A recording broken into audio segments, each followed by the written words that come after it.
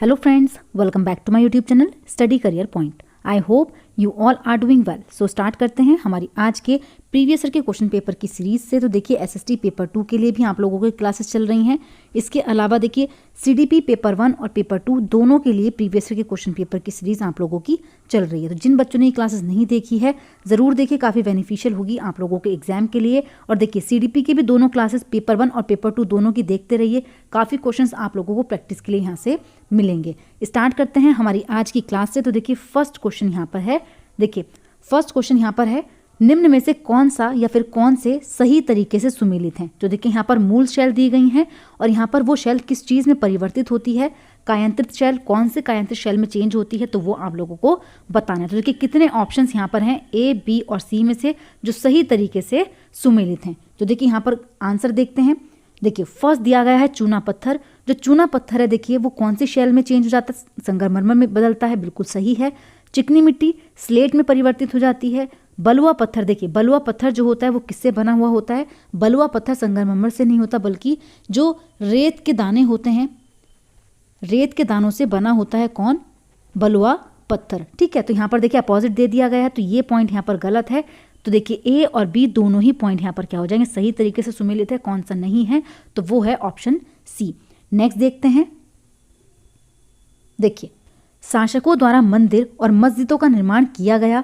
ए point है भगवान के साथ अपनी घनिष्ठता घोषित करने के लिए, बिल्कुल सही पॉइंट है। शक्ति और वैभव प्रदर्शन के लिए, ये भी बिल्कुल सही है। पुजारी वर्ग को संतुष्ट करने और उसका समर्थन पाने के लिए, ये भी बिल्कुल सही है। तीनों ही पॉइंट यहाँ पर बिल्कुल सही हो जाते हैं। नेक्स्ट क्वेश्चन देखते हैं। देखिए सहारा रेगिस्तान के बारे में है। सहारा रेगिस्तान के बारे में निम्न कथनों पर विचार कीजिए। देखिए ए पॉइंट यहाँ पर है, आज का सहारा एक समय में पूर्णतः हरा भरा मैदान था, बिल्कुल सही है। सहारा मरुस्थल की जलवायु गर्म एवं शुष्क है, ये भी बिल्कुल सही है। सहारा में रातें अत्यंत ठंडी होती हैं तथा तापमान गिरकर लगभग 0 डिग्री हो जाता है। तो देखिए ये पॉइंट भी बिल्कुल सही हो जाता है। सहारा रेगिस्तान में लोग भारी वस्त्र पहनते हैं, तो देखिए ये पॉइंट भी सही है। भारी वस्त्र क्यों पहनते हैं, तो देखिए यहाँ पर जो आंधी चलती है, ठीक है, यहाँ पर जो आंधी चलती है, सहारा रेगिस्तान में जो आंधी चलती है और जो गर्म हवाएं चलती हैं, उससे बचने के लिए यहाँ पर लोग क्या करते हैं, भारी वस्त्र का इस्तेमाल करते हैं। तो देखिए चारों ही पॉइंट यहाँ पर बिल्कुल सही हो जाते हैं। ऑप्शन नंबर 4 जो है वो बिल्कुल सही है। नेक्स्ट क्वेश्चन पर चलते हैं। देखिए नेक्स्ट यहाँ पर है, संघ सही मायने में एक संगठन था क्योंकि कथन ए दिया गया है, कई सदस्यों ने एक साथ चर्चाओं और वाद विवाद के माध्यम से शासन किया। नेक्स्ट दिया गया है कथन बी है, इसने महिलाओं और कामकारों को सभाओं में भाग लेने के लिए सम्मिलित किया। तो देखिए जो संघ है, इसमें जो संगठन था उसमें महिलाओं और कामगारों को सभाओं में भाग लेने के लिए सम्मिलित किया गया, ये तो यहाँ पर गलत है। लेकिन कई सदस्यों ने एक साथ चर्चाओं और वाद विवाद के माध्यमों से शासन किया, ये पॉइंट यहाँ पर सही हो जाता है। केवल ए सही है, इसके अलावा यहाँ पर कथन बी जो है वो क्या है, बिल्कुल गलत है। नेक्स्ट क्वेश्चन देखते हैं।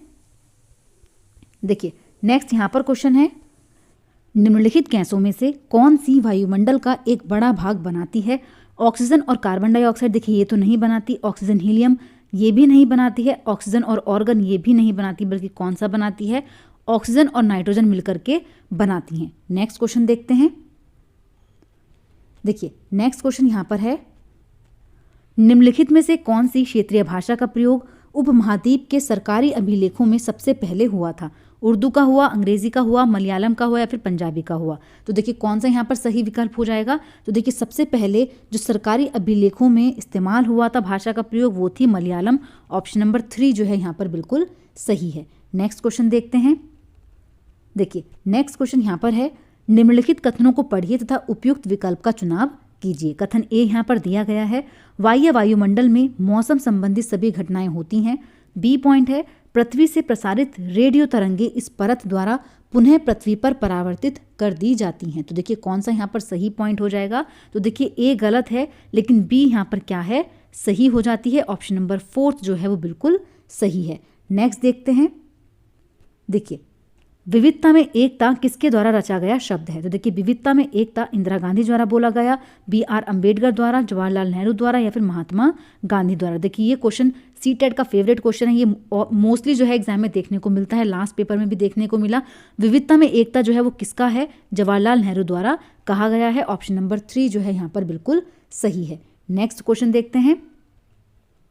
देखिए नेक्स्ट यहाँ पर है सतत पोषणीय विकास को सुनिश्चित करने के लिए निम्न में से कौन से कदम उठाए जाने चाहिए। एक दिया गया है नवीकरणीय संसाधनों के इस्तेमाल पर जोर देना, बी दिया गया है केवल जीवन के उन रूपों का सम्मान और देखभाल करना जो आर्थिक रूप से लाभदायक हैं, या फिर पर्यावरण के प्रति व्यवहार और अभ्यास में परिवर्तन। देखिए कौन सा यहाँ पर सही हो जाएगा, ए और सी पॉइंट सही है। देखिए ए भी सही है, सी भी सही है, लेकिन केवल जीवन के उन रूपों का सम्मान और देखभाल करना जो आर्थिक रूप से लाभदायक हैं, ये यहाँ पर क्या हो जाएगा, पार्शियलिटी हो जाएगी। बी गलत है। इसके अलावा ए और सी दोनों ही पॉइंट यहाँ पर बिल्कुल सही हो जाते हैं। नेक्स्ट क्वेश्चन देखते हैं।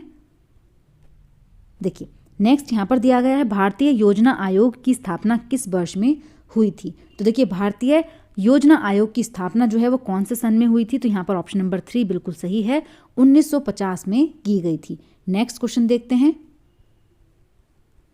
देखिए नेक्स्ट यहाँ पर है अमेज़न बेसिन में वनों के विनाश के बारे में दिए गए निम्नलिखित कथनों ए और बी को पढ़िए तथा उपयुक्त विकल्प का चुनाव कीजिए। कथन ए दिया गया है वर्षा के कारण मिट्टी की ऊपरी परत बह जाती है एवं सघन वन बंजर भूमि में बदल जाता है। देखिए बिल्कुल सही पॉइंट यहाँ पर दिया गया है। नेक्स्ट है विकास गतिविधियों के चलते अमेज़न बेसिन में वर्षा वन का बड़ा भाग लुप्त होता जा रहा है। देखिए दोनों ही पॉइंट यहाँ पर बिल्कुल सही है। ऑप्शन नंबर 3 जो है वो यहाँ पर बिल्कुल सही हो जाएगा। नेक्स्ट क्वेश्चन देखते हैं। देखिए नेक्स्ट यहाँ पर दिया गया है पंचायती राज व्यवस्था में ग्राम पंचायत के कार्य को स्वीकृति दी जाती है जनपद पंचायत द्वारा, जिला परिषद द्वारा, पंचायत समिति द्वारा या फिर ग्राम सभा द्वारा। तो देखिए जो पंचायती राज व्यवस्था है उसमें ग्राम पंचायत के कार्य को स्वीकृति किसके द्वारा दी जाती है, तो यहाँ पर ग्राम सभा के द्वारा दी जाती है। ऑप्शन नंबर 4 जो है वो बिल्कुल सही है। नेक्स्ट क्वेश्चन देखते हैं। देखिए पहली सूती कपड़ा मिल कहाँ पर स्थापित की गई थी, कलकत्ता में थी, बम्बई में थी, मद्रास में थी या फिर सूरत में थी। तो देखिए कौन सा यहाँ पर सही पॉइंट है, ऑप्शन नंबर 2 यहाँ पर सही हो जाएगा। जो पहली सूती कपड़ा मिल थी वो कहाँ पर, बम्बई में स्थापित की गई थी। नेक्स्ट देखते हैं। देखिए ग्रामीण प्रशासनिक व्यवस्था में एक लेखपाल का क्या कार्य है, जमीन को नापना, उसका रिकॉर्ड रखना, सिंचाई का प्रबंध करना, ग्राम सभा की सूची तैयार करना या फिर ग्राम पंचायत के फंड का नियंत्रण करना। तो देखिए कौन सा यहाँ पर सही पॉइंट है, तो देखिए जो ग्रामीण प्रशासनिक व्यवस्था में एक लेखपाल होता है उसकी जो भूमिका होती है वो ज़मीन को नापना होता है और उसका रिकॉर्ड रखना होता है। नेक्स्ट क्वेश्चन देखते हैं। देखिए नेक्स्ट यहाँ पर है मछुआरे मानसून के दौरान मछलियाँ पकड़ने नहीं जाते, यह सुनिश्चित करने के लिए मछलियों की संख्या या आबादी कम न हो क्योंकि यह उनके प्रजनन का समय होता है। बड़े जालपोत इस अवधि या समय मछलियाँ पकड़ सकते हैं या फिर नाव सुरक्षित रहे इसलिए नहीं पकड़ते हैं। तो देखिए कौन सा यहाँ पर सही पॉइंट होगा, तो देखिए जो मछलियाँ हैं वो मानसून के दौरान क्यों नहीं पकड़ी जाती हैं, तो यहाँ पर केवल ए सही हो जाएगा।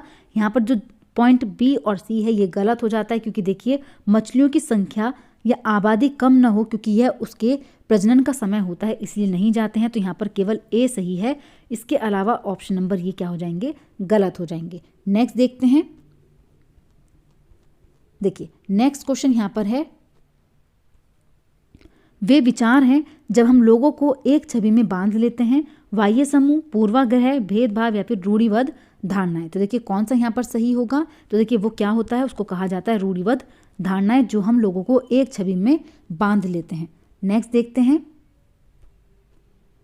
देखिए एक क्षेत्र जहां वोटर अपना विधायक चुनते हैं क्या कहलाता है, नगर निगम, निगम पार्षद या फिर निर्वाचन क्षेत्र या फिर जिला परिषद। देखिए वह कौन सा क्षेत्र होता है, तो यहाँ पर कौन सा पॉइंट सही हो जाएगा, ऑप्शन नंबर 3 उसको कहा जाता है कॉन्स्टिट्यूएंसी, निर्वाचन क्षेत्र। नेक्स्ट देखते हैं। देखिए कई ग्रामीण परिवारों को उत्तरजीविता के लिए पैसा उधार लेना पड़ता है, इसका क्या अति संभाव्य कारण है अगर यह उनके काम और आजीविका के स्वरूप में देखा जाए। तो देखिए उनकी खपत अधिक है, वे आलसी हैं और परिश्रमी नहीं हैं, साल के दौरान ऐसी अवधियां भी आती हैं जब कोई काम उपलब्ध नहीं होता है, उनके परिवार के सदस्य गांव से बाहर पलायन कर जाते हैं और घर में पैसा नहीं भेजते हैं। तो देखिए कौन सा यहाँ पर सही पॉइंट होगा, तो देखिए ऑप्शन नंबर 3 यहाँ पर बिल्कुल सही है। साल के दौरान ऐसी अवधियां भी आती हैं जब कोई काम उपलब्ध नहीं होता है। ठीक है, नेक्स्ट क्वेश्चन पर चलते हैं। देखिए नेक्स्ट यहाँ पर दिया गया है संचार माध्यम की भूमिका के संदर्भ में निम्नलिखित कथनों पर विचार करें और सही विकल्प को चुनें। कथन ए दिया गया है संचार माध्यम निश्चित करते हैं कि किन बातों पर ध्यान केंद्रित किया जाए और इस तरह वह एजेंडा निश्चित कर देते हैं। दूसरा दिया गया है संचार माध्यमों द्वारा प्रकाशित सामग्रियों में कभी राज्य एजेंसी द्वारा दखल भी होते हैं। तो देखिए यहाँ पर दोनों ही पॉइंट क्या हैं, बिल्कुल सही हैं। ऑप्शन नंबर 3 यहाँ बिल्कुल सही हो जाएगा। नेक्स्ट क्वेश्चन देखते हैं। देखिए नेक्स्ट यहाँ पर है राज्यों के प्रारंभिक इतिहास की तुलना में दिल्ली सल्तनत के काल को समझने के लिए लिखित सामग्री का अधिक प्रयोग क्यों किया गया। तो देखिए ए यहाँ पर दिया गया है प्रारंभिक ऐतिहासिक कालों में लिखित सामग्री की संख्या बढ़ गई, दिल्ली सल्तनत के समय में लिखित सामग्री की विविधता बढ़ गई, या फिर लिखित सामग्रियों ने क्रमशः अन्य प्रकार की उपलब्ध सूचनाओं को विस्थापित कर दिया था, या फिर सल्तनत के समय में कागज सस्ता होता गया और अतीत की लिपिबद्ध करने के लिए बड़े पैमाने पर प्रयोग में आ गया। तो देखिए यहाँ पर बी, सी और डी पॉइंट बिल्कुल सही है। ए यहाँ पर गलत हो जाता है, प्रारंभिक ऐतिहासिक कालों में लिखित सामग्री की संख्या बढ़ गई थी। तो देखिए ए पॉइंट यहाँ पर गलत है। इसके अलावा बी, सी और डी पॉइंट यहाँ पर बिल्कुल सही हैं। नेक्स्ट क्वेश्चन देखते हैं। देखिए नेक्स्ट क्वेश्चन यहाँ पर दिया गया है। देखिए एक कक्षा के बच्चे स्कूल में पानी के नल को चलाए छोड़ देते हैं जिससे पानी व्यर्थ बह जाता है। उनकी शिक्षिका पानी के संरक्षण को समझाने हेतु मरुस्थल में जीवन की कहानी उन्हें सुनाती है। वह किस शैक्षिक तरीके का उपयोग यहाँ पर कर रही है। तो देखिए वृत्तांत उपागम, अवलोकनात्मक उपागम, समस्या समाधान उपागम या फिर व्याख्यान उपागम। तो देखिए ना तो यहाँ पर वो लेक्चर दे रही हैं, ना ही प्रॉब्लम सॉल्विंग मेथड और ना ही ऑब्जर्वेशन है, बल्कि क्या है यहाँ पर नैरेटिव मेथड है। किस चीज़ का इस्तेमाल कर रही है, वो वृत्तांत उपागम का इस्तेमाल कर रही है। देख करके उनको बता रही हैं कि किस तरीके से आपको चीज़ों की बचत करनी है। ठीक है, नेक्स्ट क्वेश्चन देखते हैं। देखिए प्रारंभिक स्तर पर लिंग आधारित प्रकरण पढ़ाते समय कौन सी रणनीति अति उपयुक्त होगी। संकल्पनाओं को परिभाषित करने के लिए अधिगमकर्ताओं को परिचय देना, वाद विवाद एवं परिचर्चाओं में अधिगमकर्ता को लगाए रखना, ट्रांसजेंडर व्यक्तियों पर चेतना बढ़ाने वाली सामग्री उपलब्ध कराना, या फिर अधिगमकर्ताओं को विकिपीडिया एवं वेब स्रोतों से पढ़ने के लिए कहना। तो देखिए कौन सी यहाँ पर सही हो जाएगी। तो देखिए ऑप्शन नंबर 2 बिल्कुल सही हो जाएगा, वाद विवाद और परिचर्चाओं में अधिगमकर्ता को लगाए रखना। नेक्स्ट देखते हैं। देखिए नेक्स्ट यहाँ पर है जीविका के अधिकार को उच्चतम न्यायालय द्वारा किस मौलिक अधिकार के एक अंग के रूप में स्थापित किया गया है। अवसर की समानता का अधिकार, जीवन का अधिकार, आने जाने की स्वतंत्रता का अधिकार, या फिर व्यवसाय की स्वतंत्रता का अधिकार। तो देखिए कौन सा यहाँ पर सही हो जाता है। तो देखिए ऑप्शन नंबर 2 बिल्कुल सही है, जीवन का अधिकार यहाँ पर हो जाएगा। नेक्स्ट देखते हैं। देखिए जीव मंडल क्या है, यह प्रश्न विद्यार्थी की किस क्षमता का पता लगाने के लिए है। तो देखिए कौन सी क्षमता का पता लगाने के लिए है, स्मरण करने, अनुप्रयोग करने, आकलन करने या फिर विश्लेषण करने। तो देखिए ना तो यहाँ पर विश्लेषण का इस्तेमाल है, ना ही आकलन का, ना ही अनुप्रयोग का, बल्कि स्मरण करने की क्षमता है। ऑप्शन नंबर 1 यहाँ पर बिल्कुल सही है। नेक्स्ट क्वेश्चन देखते हैं।